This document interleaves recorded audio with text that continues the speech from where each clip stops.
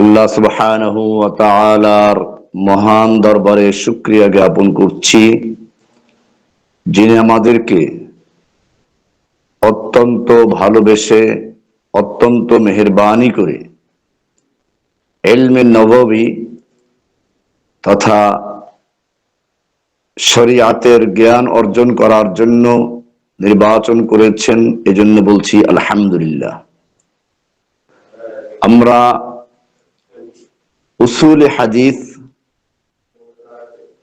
এর উপরে কিছু আলোচনা পেশ করছিলাম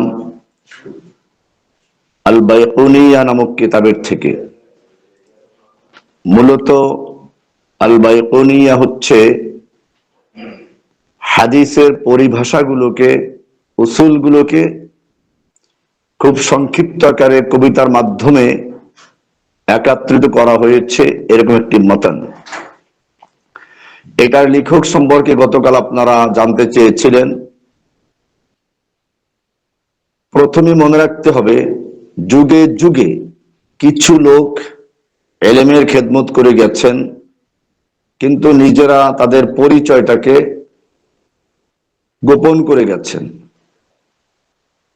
তো এরকমই একজন লোক হচ্ছেন আল বাইকুনি। ওনার সম্পর্কে যতটুকু জানা যায় তা হচ্ছে ওনার নাম ওমর অথবা তহা, তার পিতার নাম মুহাম্মদ ইবনে ফতুহ আল বাইকুনি আদ-দিমাশকি আশ-শাফিঈ রাহিমাহুল্লাহ তাআলা। এটা মিশরে দামেস্কের জন্মগ্রহণ করেছিলেন আর শাফিউল মাযহাবের অনুসরণ করতেন। তুফিয়া নাহবা আলফ ওয়া তামানিন হিজরিয়া, 1080 হিজরিতে উনি মৃত্যুবরণ করেন। ওহুয়া আলিমুন ফি ইলমিল হাদিস, তিনি ইলমুল হাদিসের একজন প্রসিদ্ধ আলেম ছিলেন। এছাড়া আর অল্প কিছুই তার সম্পর্কে জানা যায়, বিস্তারিত তার সম্পর্কে আসলে জানা যায় না। তা সত্ত্বেও আমাদের মনে রাখতে হবে, ওনার এই কিতাবটা উলামায়ে কেরামরা যথেষ্ট গ্রহণ করেছেন।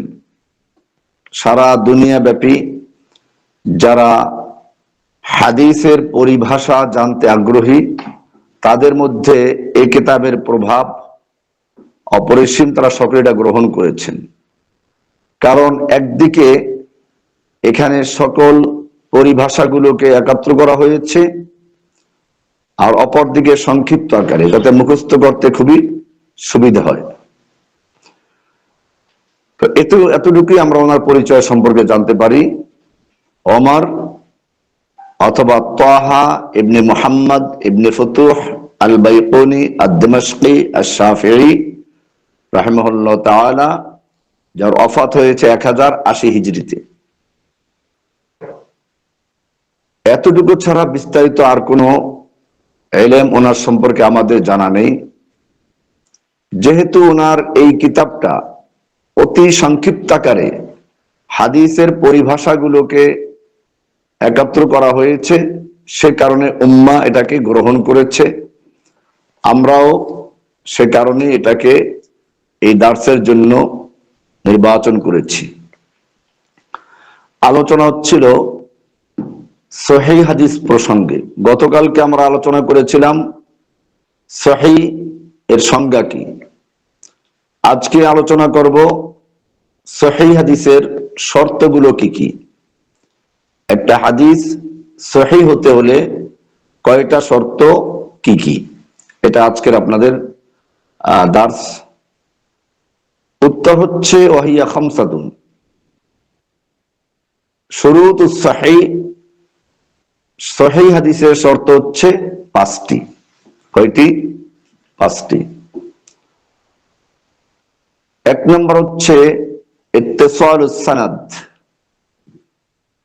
সনদটা ইত্তিসাল হওয়া। 2 নম্বর আসসালামাতু মিনাশ শুযুয, শায না হওয়া। 3 নম্বর আসসালামাতু মিনাল ইল্লাতিল কাদিহা,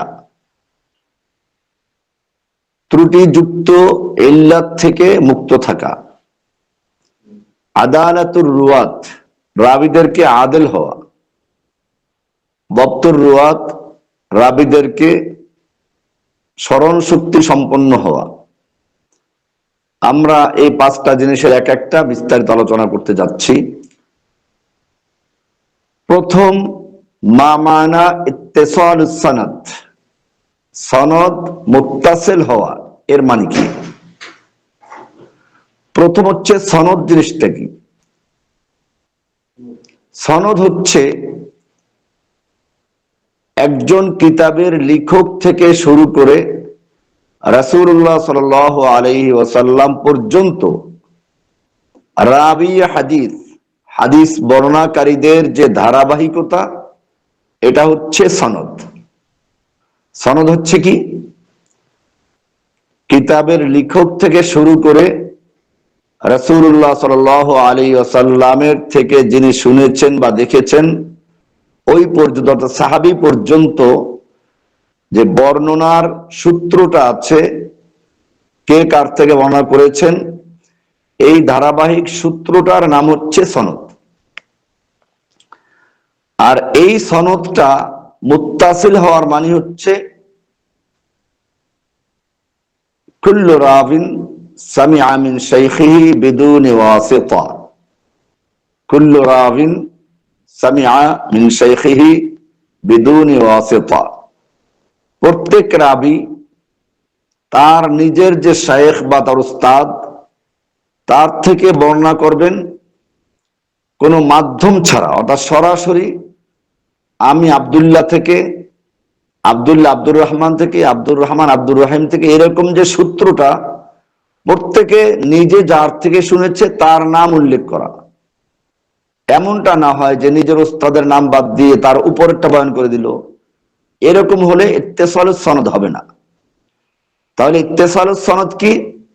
ইত্তিসালুস সনদ কুল্লু রাবিন সামিআ মিন শাইখিহি বিদুনি ওয়াসিতা। প্রত্যেক রাবী তার শায়েখের থেকে সরাসরি বর্ণনা করা, কোনো মাধ্যম ছাড়া।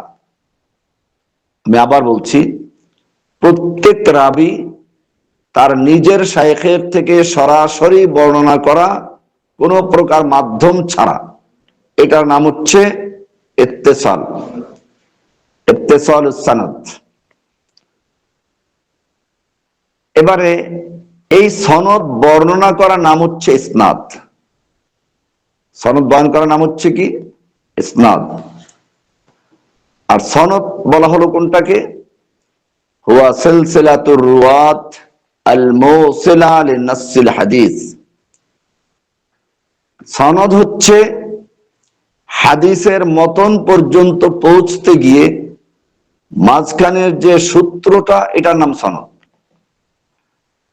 আর সিলসিলাতুর রুয়াত আল মুসিলা লিনাসিল হাদিস وقد يراد به إضافة الحديث إلى قائله। হাদিসটাকে তার বক্তা পর্যন্ত, অর্থাৎ যিনি বলেছেন, মতনে হাদিস পর্যন্ত পৌঁছার যে সূত্র, এটাই হচ্ছে সনদ। আর ইসনাদ হচ্ছে বয়ানু তিলকা সনদ, ওই সনদটা বয়ান করার নাম হচ্ছে ইসনাদ। তাহলে সনদ, মতন, ইসনাদ। সনদ মানে হচ্ছে বর্ণনার সূত্র, বর্ণনা সূত্র, কে কার থেকে বয়ান করেছেন, সে কার থেকে, এইভাবে লেখক থেকে সাহাবী পর্যন্ত যে সূত্র, এটা নাম হচ্ছে কি? সনদ।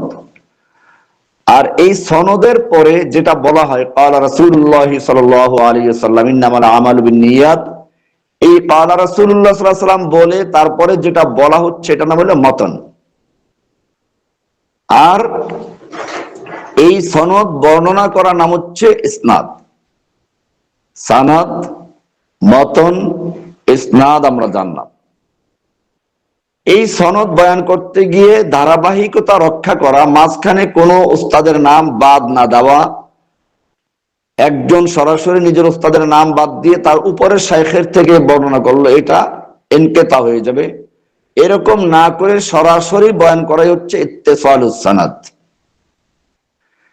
এই ইত্তিসালুস সনদ প্রথম শর্ত সহিহ হওয়ার জন্য। 2 নম্বর শর্ত হচ্ছে আসসালামাতু মিনাশ শুযুয, শায না হওয়া। শায না হওয়া, শায কি? শায হচ্ছে হুয়া মুখালাফাতু সিকা লিমান হুয়া আওসাক মিনহু। হুয়া মুখালাফাতু সিকা লিমান হুয়া আওসাক মিনহু। দুইজনই নির্ভরযোগ্য বিশ্বস্ত রাবী, কিন্তু একজন সিকা নির্ভরযোগ্য, সে যেটা বয়ান করেছে সেটা তার চেয়ে বেশি নির্ভরযোগ্য। আওসাক মানে বেশি নির্ভরযোগ্য। আওসাক ইসমু তাবদিল, যার অর্থ হচ্ছে যেমন আল্লাহু আকবার বলি, আকবার মানে কি? সবচেয়ে বড়, তুলনামূলক বড়। তো আল্লাহু আকবার মানে আল্লাহ কার তুলনায় বড়? সবকিছু তুলনায় বড়। তো আকবার মানে আফআল, আকবার, আফদল, আওসাক, এই শব্দগুলো ব্যবহার হয় মূলত তুলনামূলক, একজন অপরজনের চেয়ে বেশি বোঝাবার জন্য। তো সিকা নির্ভরযোগ্যতার মধ্যেও একজন আরেকজনের চেয়ে বেশি হতে পারে। এখন একজন নির্ভরযোগ্য রাবী বর্ণনা করেছেন এমন ভাবে যেটা তার চেয়ে বেশি নির্ভরযোগ্য ব্যক্তির থেকে ভিন্ন হয়ে গেছে। এইরকম যদি নির্ভরযোগ্য ব্যক্তি তার চেয়ে বেশি নির্ভরযোগ্য ব্যক্তির বিপরীত বয়ান করেন, ব্যতিক্রম বয়ান করেন, তাহলে ওই সিকা বা নির্ভরযোগ্য ব্যক্তির হাদিসটাকে বলা হবে শায। এই শায না হওয়া, অর্থাৎ কোন নির্ভরযোগ্য রাবীর সাথে বর্ণনার অমিল না হওয়া, এটা হলো সহিহর জন্য দ্বিতীয় শর্ত, যে সালামাতু মিনাশ শুযুয, শায না হওয়া, শায থেকে মুক্ত হওয়া। আর শায মানে হচ্ছে নির্ভরযোগ্য রাবী তার চেয়ে বেশি নির্ভরযোগ্য রাবীর বিপরীত বা ব্যতিক্রম বা উল্টা বয়ান না করা। সহজ কথা বলা যায়, মুখালাফাতুর রাবী মান হুয়া আরজাহু মিনহু। রাবী হাদিস, আমরা যার হাদিস নিয়ে আলোচনা করব, তার এই হাদিসটা বর্ণনা করা হয়েছে তার চেয়ে বেশি রাজেহ যে ব্যক্তি, তার চেয়ে বেশি আওসাক যে ব্যক্তি, এর সাথে বিপরীত না থাকা। মুখালাফাতুস সিকা লিমান হুয়া আওসাক মিনহু, আওসাক ইসমু তাবজিল। মুখালাফাতুস সিকা লিমান হুয়া আওসাক মিনহু, সিকা রাবী তার চেয়ে বেশি সিকার বিপরীত বয়ান না করা, উল্টা বয়ান না করা, ভিন্ন বয়ান না করা। যদি ভিন্ন হয়ে যায় আওসাকের চেয়ে, সে ব্যক্তি সিকা নির্ভরযোগ্য, এতে কোনো সন্দেহ নেই, কিন্তু তার বর্ণনাটা তার চেয়ে বেশি যে গ্রহণযোগ্য, বেশি যে নির্ভরযোগ্য, তার সাথে ব্যতিক্রম হয়ে গেছে, কোনো ক্ষেত্রে উল্টা হয়ে গেছে বা ভিন্ন হয়ে গেছে, তাহলে এই যে সিকা ব্যক্তিটাকে আমরা বলবো শায। এটা না হওয়া। এরপরে তৃতীয় শর্ত ছিল আসসালামাতু মিনাল ইল্লাতিল কাদিহা। আসসালামাতু মিনাল ইল্লাতিল কাদিহা, সালামাত মানে মুক্ত থাকা, নিরাপদ থাকা। মিনাল ইল্লা, ইল্লাত বলা হয় গোপন ত্রুটি, আল কাদিহা যা হাদিসটাকে দোষণীয় করে তোলে। সংক্ষিপ্ত হলো ইল্লা। তাহলে আপনাদের যদি প্রশ্ন করা মা হিয়াল ইল্লাহ, ইল্লাত কি জিনিস? ইল্লা হিয়া সাবাবুন ইয়াকদাহু ফি সিহহাতি হাদিসি যাহিরিহি সিহহা আল খুলুফ মিনহা আল ইল্লাত। ইল্লাত হচ্ছে এমন কোন গোপন বিষয় যা হাদিসটাকে ত্রুটিযুক্ত করে, যদিও বাহ্যিকভাবে হাদিসটা সহিহ। বাহ্যিকভাবে দেখতে হাদিসটা সহিহ, তাতে কোনো সন্দেহ নেই, কিন্তু গোপন ত্রুটি আছে যেটা সকলের পক্ষে ধরা সম্ভব নয়। ওয়ালা তাযহারু ইল্লা লিল মুতাবাহহির ফি হাযাল ইলমি শরীফ। ইলমে হাদিসের গভীর ইলম রাখেন যারা, হাদিসে যারা পারদর্শী তারা ছাড়া এটা ধরা সম্ভব নয়। মনে করুন একটা শব্দ সে পরিবর্তন করেছে, কিন্তু অর্থ দুইটার পাশাপাশি একই, এরকম ত্রুটিযুক্ত হওয়া। তো এরকম গোপন ত্রুটি যা হাদিসকে দোষণীয় করে তুলে, যেটা সকলের পক্ষে ধরা সম্ভব নয়, হাদিসের পারদর্শী যারা হাদিস সম্পর্কে ভালো ধারণা রাখেন তাদের কাছে এটা ধরা পড়ে, সাধারণভাবে এটা ধরা পড়ে না। এরকম দোষ ত্রুটিকে বলা হয় আল ইল্লাহ। সহিহ হওয়ার জন্য এই ইল্লাতে কাদেহা, মানে এরকম দোষ ত্রুটি, গোপন ত্রুটি যা হাদিসকে বিশুদ্ধ হওয়ার ক্ষেত্রে দোষণীয় করে তুলে তার থেকে মুক্ত হওয়া। আসসালামাতু মিনাল ইল্লাতিল কাদিহা, সালামা নিরাপদ থাকা, মিনাল ইল্লাত গোপন ত্রুটি থেকে, আল কাদিহা যা হাদিসটাকে দোষণীয় করে তুলে, এর থেকে মুক্ত হওয়া। হাদিস সহিহ হওয়ার জন্য এটা 3 নম্বর শর্ত। 4 নম্বর শর্ত হচ্ছে আদালাতুর রুয়াত। আদালাতুর রুয়াত, রুয়াত রাভির বহুবচন। রাভি বলা হয় হাদিসের বর্ণনাকারীদেরকে। যে ব্যক্তি এরকম, জানি ইমাম বুখারী হাদিস বর্ণনা করেছেন তার উস্তাদ থেকে, তিনি তার উস্তাদ থেকে। এখন এই যে সাহাবী পর্যন্ত যে কয়জন লোক, প্রত্যেকেই রাভি হাদিস, হাদিস বয়ান করেছেন, প্রত্যেকে তার উস্তাদ থেকে হাদিস নিচের লোককে পৌঁছে দিয়েছে। উপরের জন তার উস্তাদ থেকে, নিচের জন তার ছাত্রকে পৌঁছে দিয়েছেন। এই যে উস্তাদ বা যিনি হাদিস বর্ণনা করছেন, ইনি হচ্ছেন হাদিসের রাভি। তো বলা হলো কি আদালাতুর রুয়াত, রাবিদেরকে আদল হওয়া। আদল মানে কি? মান হুয়া আল আদল, আদল কি জিনিস? আল আদল, আদল হচ্ছে হুয়া রাবি আল্লাযী ইয়াহমিলু সিফাতিন তাহমিলু সাহিবাহা আলা তাকওয়া ওয়া ইজতিনাবিল আদনাস ওয়া মা ইয়াখিল্লু বিল মুরুওয়াতি ইনদান নাস। আদল হচ্ছে এমন কিছু বৈশিষ্ট্য, সিফাত, যে সিফাত বা গুণাবলী তার ধারক বাহককে, এর গুণের অধিকারীকে তাকওয়া উপরে চলতে উৎসাহিত করে, ও ইজতিনাবুল আদনাস নিম্ন স্তরের কাজগুলো থেকে, অর্থাৎ যেগুলো মানুষের হীন চরিত্র, হীন স্বভাব থেকে তাকে দূরে রাখে। এই মনে করুন একজন লোক রাস্তায় দাঁড়িয়ে দাঁড়িয়ে পান চাবানো বা বাদাম খেলো, এগুলো নাজায়েজ না, কিন্তু এগুলোর থেকে বা এরকম আরো যেগুলো মানে সাধারণভাবে যেগুলো তাকওয়ার পরিপন্থী এবং যেগুলোকে মানুষের দৃষ্টিতে দোষণীয় মনে করা হয়, তো এগুলোকে বলা হয়, এগুলোর থেকে মুক্ত থাকা হচ্ছে আল আদল। আমি আবার বলছি, আদল হচ্ছে এমন কিছু গুণাবলী বা বৈশিষ্ট্য যা এই বৈশিষ্ট্যের অধিকারীকে তাকওয়া অবলম্বনে বাধ্য করে, উৎসাহিত করে এবং অনুচিত কাজ থেকে বিরত রাখতে উৎসাহিত করে। শুধু এতটুকুই না, বরং একজন ভদ্র মানুষের জন্য যা শোভনীয় নয়, অশোভনীয় কাজ থেকে বিরত রাখতে উৎসাহিত করে।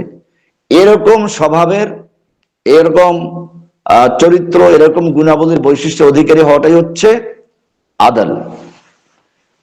আদলের ভিতরে এই গুণাবলীর অধিকারী সে নারী হোক পুরুষ হোক সকলেই থাকতে পারে। আয়েশা রাদিয়াল্লাহু তাআলা আনহা নারী ছিলেন, তিনি হাদিস বয়ান করেছেন। এরকম বেলাল রাদিয়াল্লাহু তাআলা আনহু গোলাম ছিলেন, হাদিস বয়ান করেছেন। সুতরাং এক্ষেত্রে নারী পুরুষ বা কৃতদাস সকলেই সমান, এক্ষেত্রে কার কোনো পার্থক্য থাকবে না। এই গুণাবলীর অধিকারী যে সেই আদেলের রাবি। এরপরে হচ্ছে জব্তুর রুয়াত, অর্থাৎ রাবিকে 4 নম্বর শর্ত ছিল, 5 নম্বর শর্ত জব্তুর রুয়াত, রাবিকে দাবিত হওয়া। দাবিত মানে কি? দাদ আলিফ বা ত, দাবিত, দপ্তুন থেকে। দপ্তুনের শব্দের অর্থ আসলে যে কি করে, নিজেকে নিয়ন্ত্রণ করে, অর্থাৎ তার কুওয়াতে হাফেজা, কুওয়াতুল হাফেজা ওয়াল ওয়াই আদ-দাকিক ওয়া হুসনুল ইদরাক ফি তাসরিফিল উমুর ওয়া সুবাত আলাল হিফজ, এই কয়টা গুণাবলীর অধিকারী হচ্ছে দাবিত, কুওয়াতুল হাফেজা, অর্থাৎ হেফজ শক্তি, স্মরণ শক্তি খুবই তেজস্ব বা খুবই জোরালো আছে। কুওয়াতুল হাফেজা মেধাবী, এক কথায় মেধাবী, অর্থাৎ যার স্মরণ শক্তি খুব বেশি। তারপরে ওয়াল ওয়াই আদ-দাকিক, সূক্ষ্মভাবে সে এটাকে স্মরণ মানে শুনতে থাকে, অর্থাৎ একজন লোক ভালো করে শুনে তারপরে ওটাকে আবার কি করা, সংরক্ষণ করা নিজের কাছে। এরপরে হুসনুল ইদরাক ফি তাসরিফিল উমুর, এরপরে কোন জিনিসকে সে ব্যবহার করতে বা আদায় করতে, বর্ণনা করার ক্ষেত্রে তার সুন্দর বুঝ আছে। স্মরণ শক্তি থাকবে পূর্ণ মাত্রায়, শ্রবণ শক্তি থাকবে তার তীক্ষ্ণ, এবং এটাকে অন্যের কাছে পৌঁছানোর ক্ষেত্রে থাকবে সে সতর্ক। ওয়াসুবাত আলাল হিফজ, এবং সে হেফজটাকে ধরে রাখতেও সে অটল। এরকম যে গুণাবলী তাকে বলা হয় দাবিত, দপ্তুর রুয়াত, রাবিকে দাবিত হওয়া। ওয়াসিয়ানাতু মা কুতিবা মুনযু তাহাম্মুল ওয়াস সিমা ইলা হিন আত-তাবলীগ ওয়াল আদা, এইরকম দাবিত থাকা কতক্ষণ পর্যন্ত? অন্যকে পৌঁছানো পর্যন্ত। সেটা লিখিত আকারে, যদি ধরুন আমার কাছে একটা লিখিত হাদিস আছে, এটাকে আমার সংরক্ষণ করতে হবে যতক্ষণ পর্যন্ত আমি আর একজন নির্ভরযোগ্য লোকের কাছে না পৌঁছাবো। পৌঁছে দেওয়ার পরে, এরপরে যদি তার হাফেজার ভিতরে, কুওয়াতের ভিতরে ত্রুটি আছে, যেমন অনেক মুহাদ্দিস শেষ জীবনে এসে স্মৃতিশক্তি কমে গেছে, বা এরকম ভাবে তারা ভুলে গেছেন, কিন্তু যার কাছে তিনি পৌঁছিয়েছেন তিনি নিশ্চিত যে আমার উস্তাদ, আমার শায়েখ আমাকে এটা এভাবেই বয়ান করেছেন বা লিখিত আকারে দিয়েছেন। তাহলে আমরা বললাম কি, যে আমি হাদিসটা, অর্থাৎ রাবি হাদিস শোনা থেকে শুরু করে অন্যের কাছে পৌঁছানো পর্যন্ত তার কাছে হাদিসটাকে যথাযথ সংরক্ষণ করেছেন। এই জন্য তার যে পরিমাণ মেধার দরকার সেটা আছে। সুন্দরভাবে শুনতে হবে, সুন্দরভাবে আদায় করতে হবে। এই আদায় করা, অর্থাৎ শোনা, তারপরে ভালো করে শুনে মুখস্থ রাখা, এরপরে অন্যের কাছে পৌঁছানো পর্যন্ত সুস্থ সবল মেধাবী শক্তি থাকা, এটাই হচ্ছে দপ্তর রুয়াত। আর যদি কারোর কাছে যেমন আমি একজনকে লিখিত দিলাম একটা হাদিস, এখন তার দায়িত্ব হচ্ছে অন্যকে পৌঁছানো পর্যন্ত এই লিখিত হাদিসটাকে সংরক্ষণ করা, এর ভিতরে কোন রকম পরিবর্তন বা পরিবর্ধন করা ছাড়াই সেটাকে হুবহু সংরক্ষণ করে, এটাও জব্তের অন্তর্ভুক্ত। তাহলে জব্ত দুই রকম, একটা হচ্ছে জব্তুস সদর। জব্তুস সদর, জব্তুস সদর মানে হচ্ছে অন্তরে হেফজ রাখা, সংরক্ষণ করা। সেটা হচ্ছে ওয়াহুয়া আন ইয়াহফাজার রাবি মা সামিআহু হিফজান ইমকিনুহু মিন ইস্তিহদারিহি মাতা শাআ। রাবি হাদিসটাকে যখন শুনেছে তখন থেকে অন্যর কাছে পৌঁছানো পর্যন্ত এমন ভাবে মুখস্থ রাখা যে যে কোনো মুহূর্তে, যে কোনো সময় সেটাকে স্মরণ করতে পারে। এই জন্য তা এই সেই কি যেন এই এরকম না হওয়া, অর্থাৎ এমন ভাবে এটা নিজের কাছে মুখস্থ রাখা, সে যখনই ইচ্ছা তখন এটাকে হুবহু স্মরণ করে, উল্লেখ করে বর্ণনা করতে পারে। এটার নাম হলো জব্তুস সদর। সদর মানে সিনা, অর্থাৎ বক্ষে ধারণ করা, সংরক্ষণ করা। আর একটা হচ্ছে জব্তুল কিতাব। জব্তুল কিতাব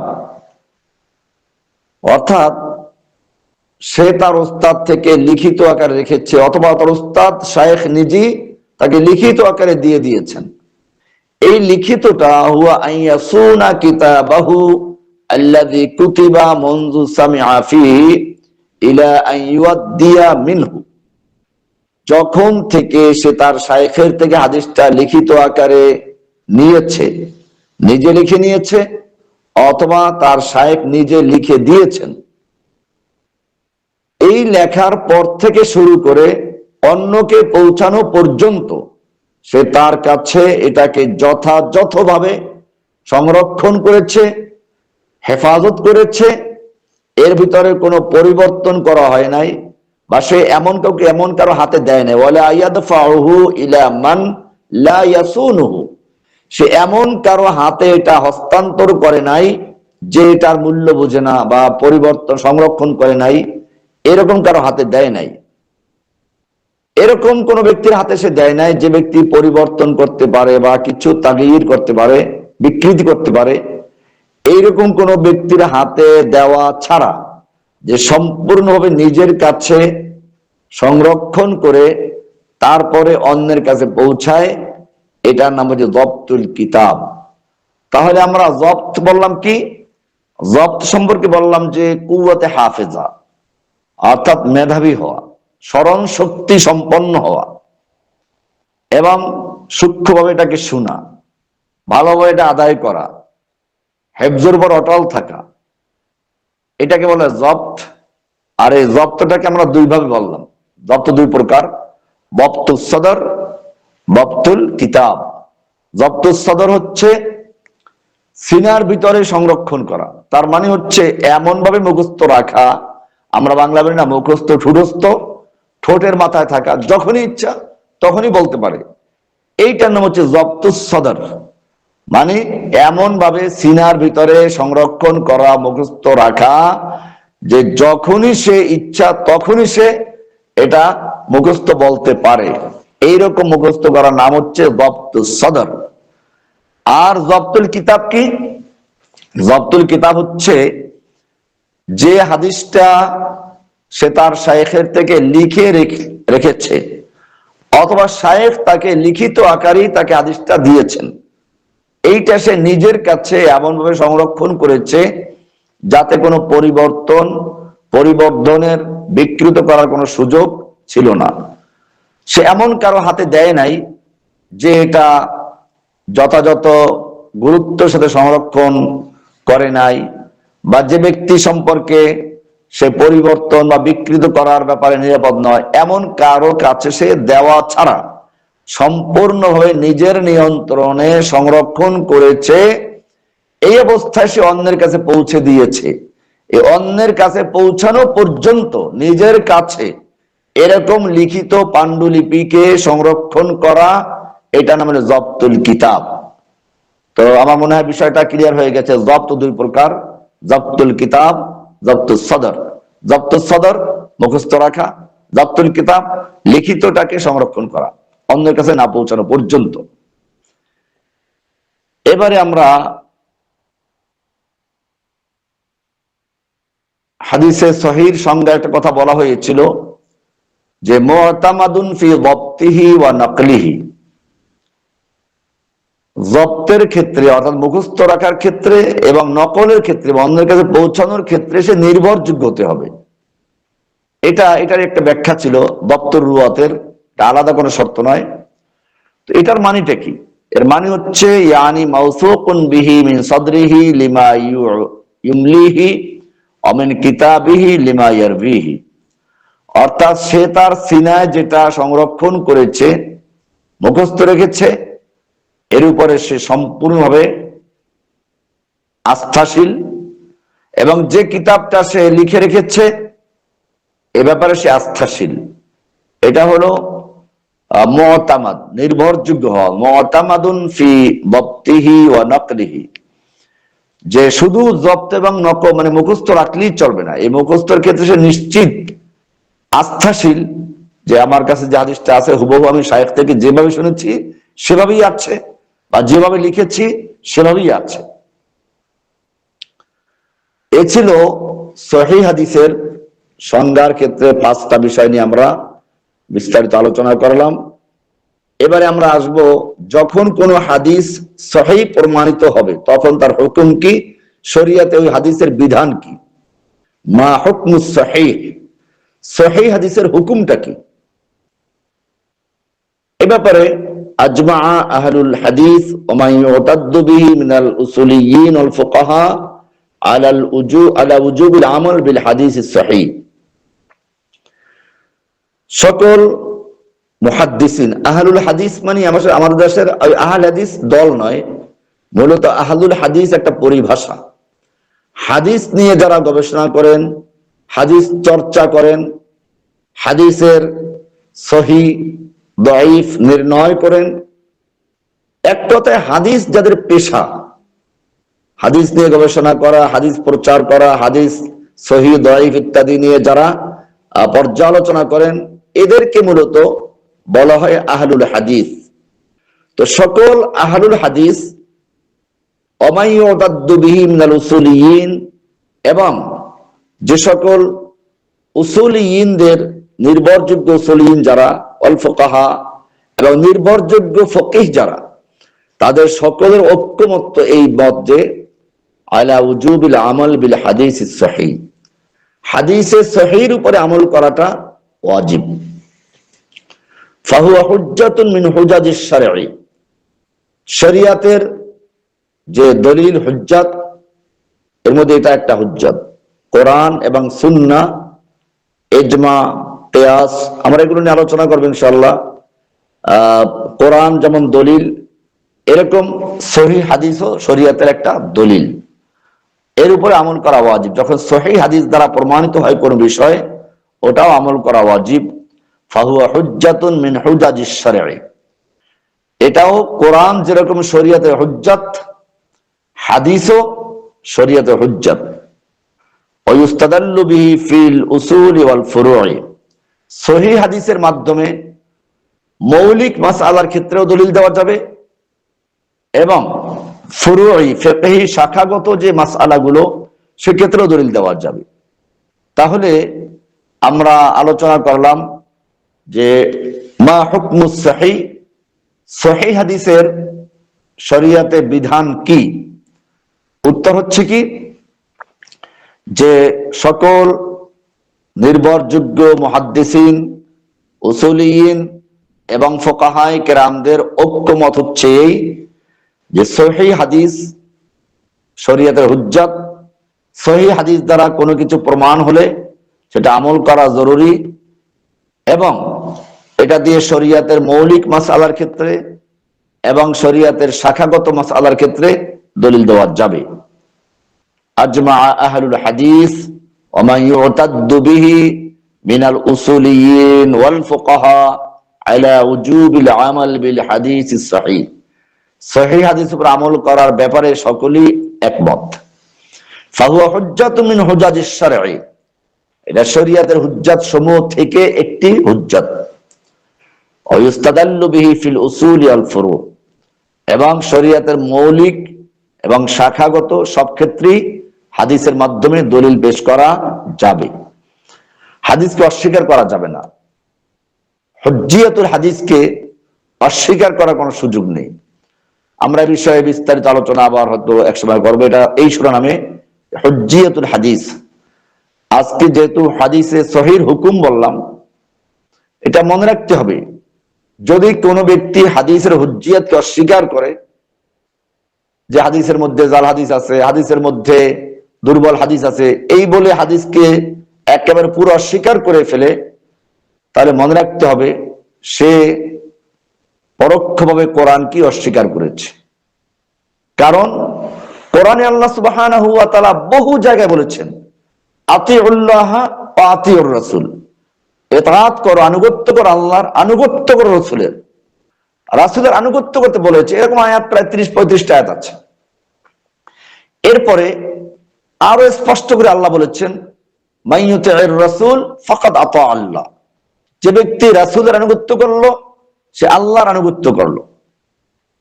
এরপরে আরো স্পষ্ট করে দিয়েছেন, কুল ইন কুনতুম তুহিব্বুনাল্লাহ, যে তোমরা যদি আল্লাহকে ভালোবাসতে চাও তো হে নবী আপনি জানিয়ে দিন, ফাত্তাবিউনি, তোমরা আমার ইত্তেবা করো। ইত্তেবা মানে কি? তাবউন, তা বা আইন। তাবউন মানে হচ্ছে পদ চিহ্ন অনুসরণ করে চলা। গরুর বাছুরকে পুরুষ হলে বলা হয় তাবিউন, আর মেয়ে হলে বলা হয় তাবিআতুন। গরুর বাছুর সে কি করে? তার মায়ের অনুসরণ করে চলে, মা যেদিকে যায় ওদিকেই যায়। এক্ষেত্রে সে ভালো দিকে যাচ্ছে না খারাপ দিকে যাচ্ছে এইটা তার চিন্তার বিষয় থাকে না। ফাত্তাবিউনি শব্দ দিয়ে আল্লাহ তাআলা জানিয়ে দিলেন, হে নবী আপনি আপনার বিষয়টা উম্মতকে ক্লিয়ার করে দিন, যে তোমরা যদি সত্যিকার আল্লাহকে ভালোবাসতে চাও, ফাত্তাবিউনি, তাহলে আমার ইত্তেবা করো, আমার নকশে কদমে চলো, আমার পদাঙ্ক অনুসরণ করে চলো, আমার পদচিহ্ন অনুসরণ করে চলো। তার মানে হচ্ছে কাঁটাদার জঙ্গলে চলতে গেলে আগে যে চলে সে কোন কোন জায়গায় পাও দিল, পিছনের লোকটা মনে করে যে ওই জায়গায় পাও দেওয়া যাবে, ওখানে কাঁটা নাই, কারণ আগের লোকটা নিরাপদে চলে গেছে। এই যে কাঁটাদার জঙ্গলে আগের লোকটাকে অনুসরণ করে পিছনের লোকটা তার পায়ে পা রেখে চলে, পায়ের যে জায়গায় রেখেছিল ওই জায়গায় চলে, এটাকে বলা হয় ইত্তেবা। আল্লাহ বলছেন ফাত্তাবিউনি, হে নবী আপনি বলে দিন যদি তোমরা সত্যিকার অর্থে আল্লাহকে ভালোবাসতে চাও তাহলে আমার ইত্তেবা করো, আমার অনুসরণ করো, আমার পদাঙ্ক অনুসরণ করেছিল। তাহলে সেই পদাঙ্ক অনুসরণ করা মানে কি? এটা হচ্ছে কোরআনের বিধানকে বাস্তবে আমরা কিভাবে বাস্তবায়ন করব, আমল করব। সেক্ষেত্রে রাসূল সাল্লাল্লাহু আলাইহি সাল্লামকে দেখে তিনি কিভাবে আমল করেছেন, কোন কাজটা কিভাবে করেছেন, এটাই হচ্ছে ফাত্তাবিউনি। আল্লাহ রাসূল সাল্লাল্লাহু আলাইহি সাল্লাম এইটাই ব্যাখ্যা করেছেন, সল্লু কামা রাআইতুমুনি উসাল্লি, তোমরা সালাত আদায় করো ঠিক সেভাবে যেভাবে তোমরা আমাকে সালাত আদায় করতে দেখতে পাচ্ছ। এটা কেন বললেন? ফাত্তাবিউনি, আল্লাহ বলেছেন আমাকে ইত্তেবা করো। এটা যদি আপনি না করেন তাহলে আপনি সালাত আদায় করবেন। কোরআনে বলা আছে আকিমুস সালাত, সালাত কায়েম করো। এখন সালাত কায়েম করতে গেলে হাদিস যদি না মানেন তাহলে কি হবে? ওই যে আমাদের দেশে আহলে কোরআন বা এরকম কিছু ফেরকা আছে যারা নিজেদেরকে দাবি করে আহলে কোরআন, দাবি করে আল্লাহর দল, কিন্তু মূলত এই লোকগুলো হাদিস অস্বীকার করার কারণে তারা তাদের পাতি নেতাদেরকে অনুসরণ করে, তাদের নেতা যেরকম শিখিয়ে দেয় ওরকম পড়ে। তো আল্লাহর রাসূলকে না মানার কারণে, আল্লাহর রাসূলের হাদিসকে অস্বীকার করার কারণে তারা ইত্তেবা করে কার? তাদের দলের পাতি নেতাদের। ওই পাতি নেতা যেরকম বলে এরকম সালাত আদায় করো, ওইরকম সালাত আদায় করে। এই দেখবেন একদল আছে এই এই এরকম তো ভণ্ডামি। এগুলো খেয়াল রাখবেন। হাদিস আল্লাহর রাসূলকে আল্লাহ তাআলা পাঠিয়েছেন মূলত কোরআনের ব্যাখ্যাদাতা হিসেবে। কোরআনে বলা আছে হুয়াল্লাযী আরসালা রাসূলাহু বিল হুদা ওয়া দীনিল হক, হুয়াল্লাযী বাআসা ফিল উম্মিয়্যিনা রাসূলাম মিনহুম ইয়াতলু আলাইহিম আয়াতিহি ওয়া ইউযাক্কিহিম ওয়া ইউআল্লিমুহুমুল কিতাবা ওয়াল হিকমা, যে আল্লাহ তাআলা তার রাসূলকে পাঠিয়েছেন যে সকল দায়িত্ব দিয়ে তার মধ্যে একটা হচ্ছে কিতাব তেলাওয়াত করে দেওয়া, এটা একটা ভিন্ন বিষয়। কাজে তেলাওয়াত করা একটা দায়িত্ব। যদি এটাই তার শেষ কাজ হতো, যেমন ওই ভাইরা বলে থাকে যে রাসূল হচ্ছেন নাউজুবিল্লাহ, যে রাসূল হচ্ছেন পিয়ন, একটা পিয়নের মতো। পিয়নে চিঠিটা আমার বাড়িতে পৌঁছে দিয়ে চলে যায়, চিঠির ভিতরে কি আছে কি না আছে তার জানার বিষয় না।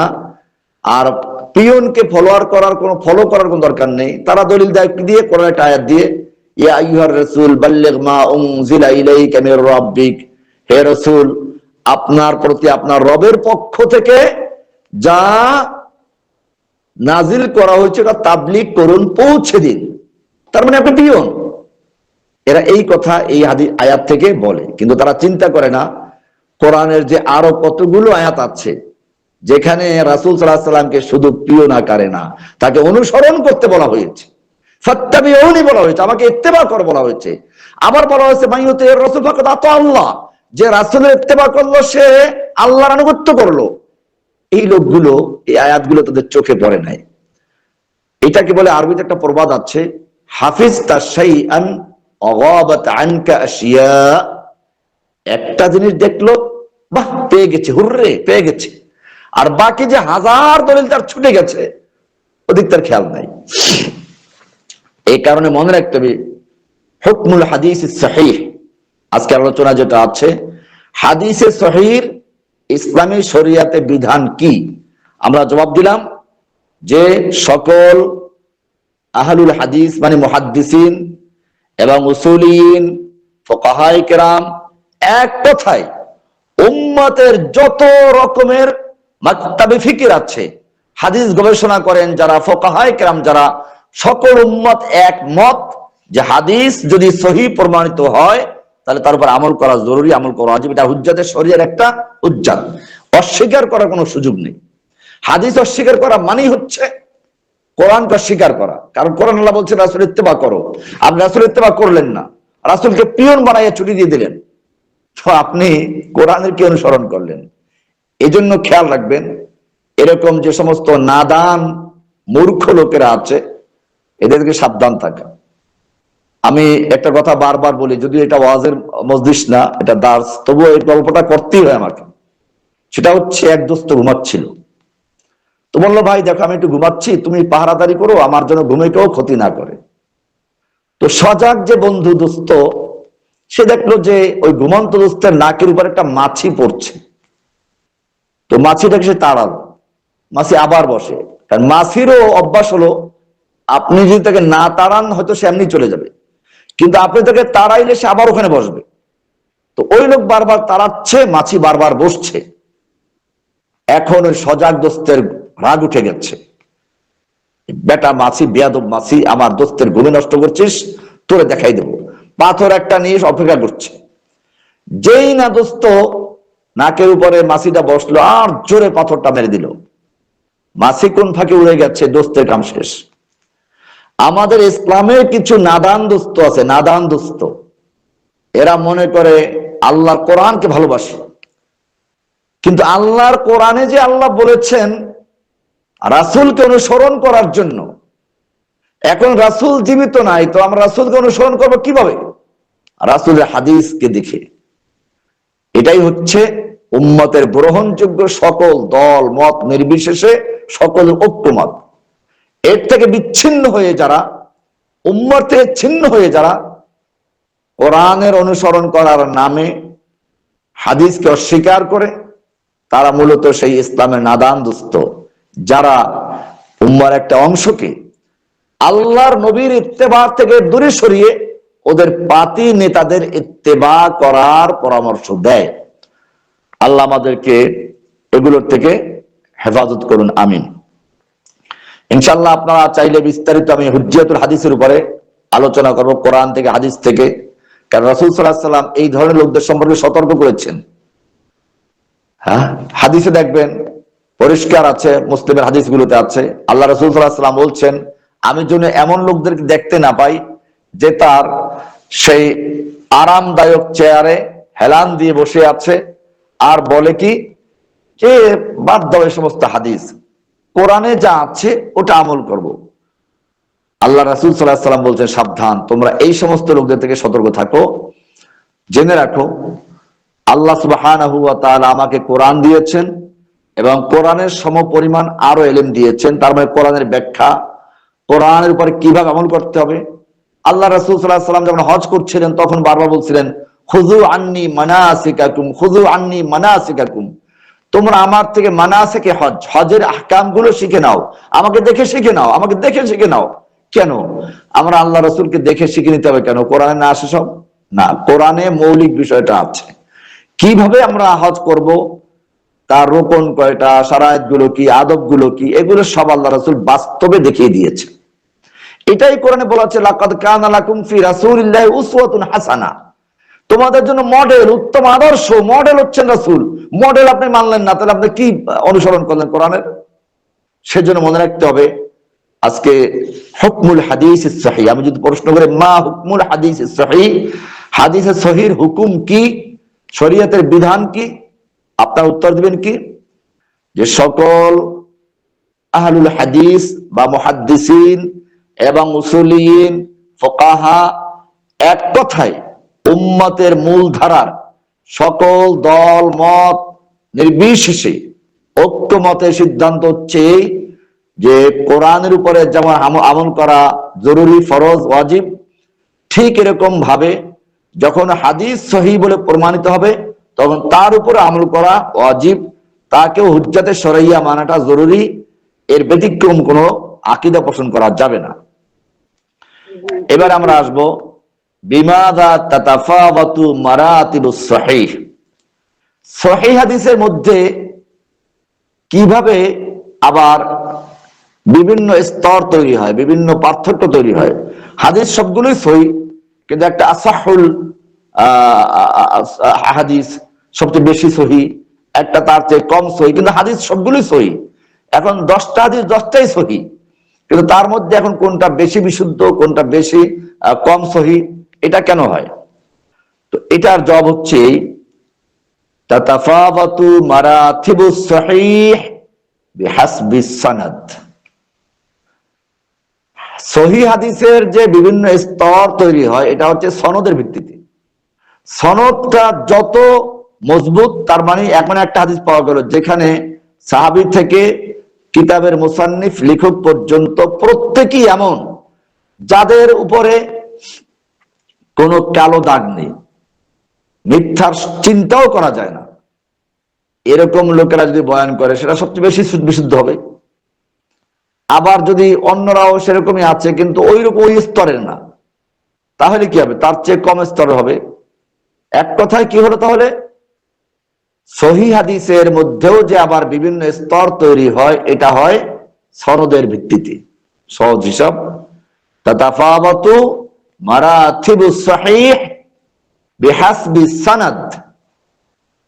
সহিহ হাদিসের স্তর বিন্যাস হয় সনদের ভিত্তিতে। এবারে আমরা আসব মা হিয়া আসাহুল আসানিদ। আসাহুল আসানিদ, সনদের মধ্যে সবচেয়ে বেশি বিশুদ্ধ সনদ কোনগুলো? এগুলো হচ্ছে যে হাদিসগুলো আমাদের সামনে আসছে, বর্ণিত হয়ে এসেছে, যে সনদগুলো আছে, এই সনদগুলোর মধ্যে বিশুদ্ধ সনদ কোনগুলো? সেক্ষেত্রে ইমাম বুখারী রাহমাতুল্লাহ আলাইহি বলেছেন আসাহুল আসানিদ মালিক আন নাফি আন ইবনে ওমর। ইমাম মালিক বয়ান করছেন নাফি থেকে, নাফি বয়ান করছেন আব্দুল্লাহ ইবনে ওমর থেকে। এটা হলো সবচেয়ে বেশি বিশুদ্ধ, যেটার নাম দেওয়া হয় সিলসিলাতুজ যাহাব, গোল্ডেন চেইন, সোনালী চেইন। স্বর্ণের চেইন যেমন পরিষ্কার পরিচ্ছন্ন, কোন ভেজাল মুক্ত, এরকম আসাহুল আসানিদ বলা হয় একেবারে সম্পূর্ণ, যেটার উপরে সন্দেহ করা যায় না, বিশুদ্ধ। ইমাম বুখারী বলেছেন হাদিসের যতগুলো সনদ পাওয়া যায় বর্তমানে, তার মধ্যে বিশুদ্ধ সনদ হচ্ছে মালিক আর নাফি আন ইবনে ওমর। মালিক বয়ান করেন নাফি থেকে, নাফি আব্দুল্লাহ বিন ওমর থেকে, আব্দুল্লাহ বিন ওমর রাসূল সাল্লাল্লাহু আলাইহি ওয়াসাল্লাম থেকে। এটা হলো সবচেয়ে বিশুদ্ধ সনদ ইমাম বুখারীর মতে। ইমাম আহমদ ইবনে হাম্বলের মতে আসাহুল আসানিদ সেটা হচ্ছে আজ-জুহরি আন সালিম আন আবিহি। আর ইমাম ইবনে শিহাব জুহরি বয়ান করেন সালিম থেকে, তিনি বয়ান করেন তার পিতা আব্দুল্লাহ ইবনে ওমর থেকে। এটা হচ্ছে আসাহুল আসানিদ। এটা এক এক দিনের এক একটা মত। এবারে আমরা আসবো আসাহুল আহাদিস কোনগুলো। আমরা আগেই বলেছি সনদের, সহিহ সনদের মধ্যেও বিভিন্ন স্তর হওয়ার কারণে হাদিসের মধ্যেও বিভিন্ন স্তর আছে, সহিহ হাদিসের মধ্যেও বিভিন্ন স্তর তৈরি হয়। এখন আমরা আসব আসাহুল আহাদিস, সবচেয়ে বিশুদ্ধ হাদিস কোনগুলো। এক্ষেত্রে প্রথমে মনে রাখতে হবে সবচেয়ে বিশুদ্ধ হচ্ছে মাত্তাফাকা আলা যিকরিহি আল বুখারী ওয়া মুসলিম। সবচেয়ে বিশুদ্ধ হচ্ছে ওই হাদিস যে হাদিসটা বুখারী মুসলিম দুইজনেই বয়ান করেছে, অর্থাৎ বুখারীতেও আছে মুসলিমেও আছে। বুখারী এবং মুসলিম দুইজন যে হাদিসটাকে তাদের নিজ নিজ কিতাবে বয়ান করার ক্ষেত্রে ঐক্যমত পোষণ করেছেন, বয়ান করেছেন, এটা সবচেয়ে বেশি বিশুদ্ধ। তারপরের স্তরে আসবে কি মান ফারাদা বিহি আল বুখারী, শুধু বুখারী বয়ান করেছেন, বুখারীতে আছে মুসলিমে নেই, এটা দ্বিতীয় স্তরে। তৃতীয় স্তর হচ্ছে সুম্মা ইনফারাদা বিহি মুসলিম, যেটা মুসলিমে আছে বুখারীতে নেই, এটা 3 নম্বর স্তর। 4 নম্বর হবে সুম্মা মা কানা আলা শারতিহিমা, বুখারীতেও নেই মুসলিমেও নেই, আছে অন্য কিতাবে, কিন্তু বুখারী মুসলিমের হাদিস সহিহ হওয়ার জন্য যে শর্ত, সেই শর্তের অনুযায়ী, শর্ত অনুযায়ী পড়ে, কিন্তু বুখারী মুসলিম ওটাকে বুখারীতে মুসলিমে আনেন নাই। কেন আনেন নাই? হয়তো ওনাদের কাছে হাদিসটা পৌঁছে নাই, অথবা ওনারা অন্য কোনো কারণে তাদের কলেবার বাড়াতে চান নাই, সেজন্য নেন নাই। তো যে কোনো কারণই হোক, ইমাম বুখারী এবং ইমাম মুসলিমের যে সহিহ হওয়ার শর্ত, সেই শর্ত অনুযায়ী আছে, কিন্তু বুখারী মুসলিমের নেই। এটা হলো চতুর্থ স্তরে। এরপরে সুম্মা মা কানা আলা শারতিল বুখারী, তারপরে ওই হাদিস যেগুলো সহিহ শুধু বুখারীর শর্ত অনুযায়ী, তারপরে সুম্মা মা কানা আলা শারতি মুসলিম, মুসলিমের শর্ত অনুযায়ী, বুখারীর শর্ত অনুযায়ী মিলে নাই কিন্তু মুসলিমের শর্ত অনুযায়ী সহিহ। সুম্মা মা কানা আলা শারতি গায়রিহিমা, এরপরে অন্যদের শর্ত অনুযায়ী যেগুলো সহিহ। তাহলে আমরা হাদিসের সহিহ হাদিসের মধ্যেও যে স্তরগুলো আছে সেগুলো জানলাম। যে সবচেয়ে আসাহ হচ্ছে যেটা বুখারী মুসলিম উভয় কিতাবে আছে, তারপরে হলো শুধু বুখারীতে আছে মুসলিমে নেই, তারপরে শুধু মুসলিমে আছে বুখারীতে নেই, তারপরে বুখারী মুসলিমে নেই কিন্তু বুখারী মুসলিমের শর্ত অনুযায়ী আছে, অন্য কিতাবে আছে, এটা। তারপরে শুধু বুখারীর শর্ত অনুযায়ী, আর তারপরে শুধু মুসলিমের শর্ত অনুযায়ী, এরপরে অন্যদের শর্ত অনুযায়ী যেগুলো, সেগুলো সহিহ হাদিস হবে। তো আজকের দার্স আমাদের এ পর্যন্ত। আজকের যে দার্স হলো এটা হলো 3 নম্বর শের পর্যন্ত আলোচনা হয়েছে। যে শুরুতে ছিল আবদাউ বিল হামদি মুসাল্লিয়ান আলা মুহাম্মাদিন খায়রি নবিয়্যিন উরসিলা, প্রথম শের। দ্বিতীয় শেরটা ছিল ওয়াযী মিন আকসামিল হাদিস ইদ্দাহ ওয়া কুল্লু ওয়াহিদিন আতা ওয়া হাদ্দা। 3 নম্বর শের ছিল আউয়ালুহা আস-সহিহু ওয়া হুয়া মুত্তাসাল ইসনাদুহু ওয়া লাম ইয়াশুয্যা আও ইউআল। 4 নম্বর শের ছিল ইয়ারভিহি আদলুন দাবিতুন আন মিসলিহি মু'তামাদুন ফি যাবতিহি ওয়া নাকলিহি। তো এই 4টা শের আমাদের এই পর্যন্ত পড়া হয়েছে। আশা করি যারা আপনারা দার্স নিচ্ছেন আপনারা এগুলো মুখস্থ করবেন ইনশাআল্লাহ। আমি চেষ্টা করব দার্স শুরু হওয়ার আগে 2-1 থেকে এটা শোনার জন্য। তো সেই জন্য আপনাদের কাছে এটা সংরক্ষণ রাখবেন, প্রিন্ট আকারে রাখলে আরো ভালো। পুরা শেয়ারগুলো আপনাদের হাতে যাতে পৌঁছে সে ব্যবস্থা করে দেওয়ার জন্য আমি সামনের ভাইকে যোগাযোগ করবেন এবং মুখস্থ করবেন।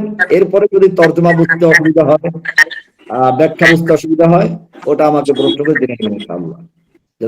আমরা ইতিমধ্যেই এই বাইকুনিয়ার যে কবিতার এটা আছে আর কি, আবিয়াত গুলো আছে, সেটা আমরা পিডিএফ আকারে আমাদের টেলিগ্রাম চ্যানেলে দিয়ে দিছি। তো আশা করি ওখান থেকে আপনারা সবাই সংগ্রহ করে নেবেন ইনশাআল্লাহ। হ্যাঁ, এগুলো আপনারা মুখস্থ রাখবেন, কারণ আমাদের দাসটা যাতে করে কাজে লাগে। মুখস্থ যদি না করা হয় বা এটা সংরক্ষণ না রাখা হয়, তাহলে কিন্তু আমাদের দার্সের কোনো ফলাফল আসবে না। তো সেই জন্য ইনশাআল্লাহ আপনারা 4টা শের মুখস্থ আলোচনা আছে, 4টা ভালো করে মুখস্থ করে নেবেন। যদি কোনো জায়গায় পড়তে অসুবিধা হয় অথবা কোনো জায়গায় অর্থ বুঝতে অসুবিধা হয়, ওটা জেনে নেবেন। তর্জমাটা পড়তে আমাদের সুন্দরভাবে তর্জমাটা, তারপরে ব্যাখ্যা। প্রথমে বিশুদ্ধ পড়া, 3টা কাজ করবেন। 1 নম্বর হলো বিশুদ্ধভাবে পড়া। যেমন আমি আবার পড়তেছি, আবদাউ বিল হামদি মুসাল্লিয়ান আলা মুহাম্মাদিন খায়রি নবিয়্যিন উরসিলা। وذي من أقسام الحديث عدة وكل واحد أتى وحده أفضلها الصحيح وهو ما اتصل إسناده ولم يشذ أو يعل يرويه عدل ضابط عن مثله معتمد في ضبطه ونقله। এই চারটা শের পড়া হয়েছে। এই চারটা শের প্রথমে বিশুদ্ধভাবে মুখস্থ পড়বেন, মুখস্থ করবেন, এরপরে বিশুদ্ধ তর্জমা, তারপরে ব্যাখ্যা।